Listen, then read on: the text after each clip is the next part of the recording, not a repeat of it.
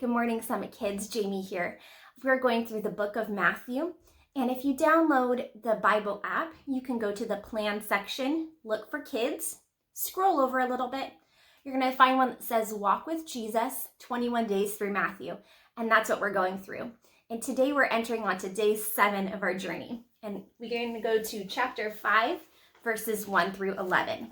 So if you remember, back when we talked about John the Baptist, we talked a little bit about the kingdom of heaven. And the kingdom of heaven is the same thing. If you ever hear the term kingdom of God, kingdom of heaven, it's the same thing. But what is it? Well, God's people were expecting God to come back.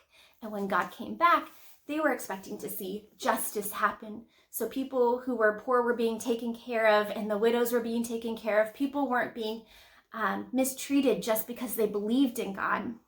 They're expecting justice. They're expecting peace. No more fighting, no more wars, no more people trying to overcome other people. And they also remembered that the prophecy of David, when he said that there were going to be 4 kingdoms, and during the reign of the 4th kingdom, there was going to be someone who comes who's like a man, and he's going to bring peace. And he's going to bring in the eternal kingdom, God's kingdom, to earth. And a lot of people at this time believed that that 4th kingdom was Rome, which is when this was written. The Romans were in charge. So if you open up with me to Matthew chapter 5, that's in your New Testament, we're going through verses 1 through 11. Now, we're entering into the Sermon on the Mount, and this is Jesus's big sermon. You know on Sunday mornings how Pastor Chris has his sermon titles, and he usually has pretty funny ones, and it talks about what they're going to be talking about over the next month. Well, this sermon title, we call it the Sermon on the Mount, because that's where Jesus was, and the beginning portion is the Beatitudes. And basically, that just means list of blessings. Let's read about this list of blessings.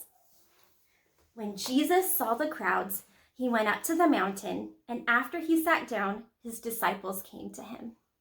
Now, why were crowds there? Well, Jesus was performing miracles. People were bringing sick, those who were sick, those who couldn't walk, those who had bleeding problems, those who had whatever the issue was.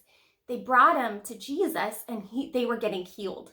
So now all of these people were coming to listen to what Jesus had to say. After he sat down, the disciples came to him. He began to speak and taught them, saying, "Blessed are the poor in spirit, for theirs is the kingdom of heaven." And poor in spirit, I was a little confused. What does it mean? Well, when you're poor, a lot of times you depend upon others. Blessed are those who depend upon God in spirit, for theirs is the kingdom of heaven. Blessed are those who mourn, for they will be comforted.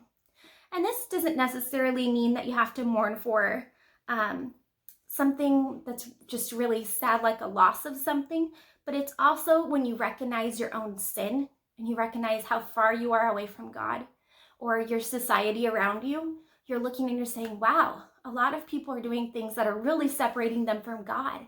And those are things that you recognize, and a lot of times you can feel sadness over. Blessed are the meek, for they will inherit the earth. Those who are humble, again, those who rely on God, are like, hey, I can't do this without you, God. Blessed are those who are hungry and thirsty for righteousness. They will be filled. Blessed are those people who just seek out what is right. They want to do the right thing. Blessed are the merciful. They will receive mercy. Merciful, that's when someone deserves to be punished, like they did something really bad, but then you decide, I'm not going to punish them for that. I'm going to have mercy on them. And they don't deserve it, but you give it to them anyways. And it'll say that they will receive mercy. When you give it, you also receive it. Blessed are the pure in heart, for they will see God. Blessed are the peacekeepers, for they will be called children of God. And peacekeepers were especially important, those who wanted there to be peace, because again, people who were expecting God to come back were kind of expecting this big kingdom, this big force who were just going to kind of take over and make God's kingdom happen. There were going to be soldiers and battles and war. And God's like, no, I don't want that. What did he want? He wants there to be peace. He wants people to give undeserved kindness. When other people need punishment, they deserve punishment. He wants them to forgive them instead. Blessed are those who are persecuted for righteousness. You try to do the right thing and you get attacked. For theirs is the kingdom of heaven. Blessed are you when people revile you and persecute you and utter all kinds of evil against you falsely on my account. People are attacking you because you believe in Jesus. Blessed are those people. When I'm reading this, I'm thinking about, I actually kind of turned this into a prayer.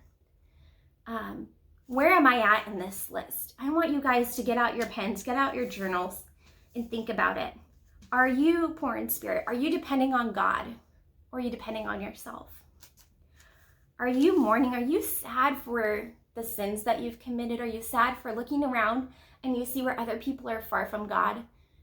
Does that break your heart? Are you sad? Are you actually humble? And do you rely upon God? Are you saying, I can't do this without you, God? Do you seek out righteousness? Are you giving kindness to people even though they deserve something else that's way worse? Are you trying to seek peace? Are you trying to get angry and stir up these wars? And where are you at? For me, sometimes I have a hard time depending on God. And I'm like, well, I can do this myself. And then when I get to the end of it and I realize I can do it myself, that's when I'm like, hey, God, I need you. God doesn't want that. He wants us to seek him first. He wants us to rely on him first. Get out your pens and paper. I want you guys to journal it out and look through each verse and see where you're at and see where there are areas that you can grow. And then just say a prayer to God and say, God, please help me grow in these areas. Please help me to rely on you more. Please help me to be humble and not think I can do everything myself. All right, guys. Well, it's fun talking to you, and we'll see you again tomorrow. Have a great day.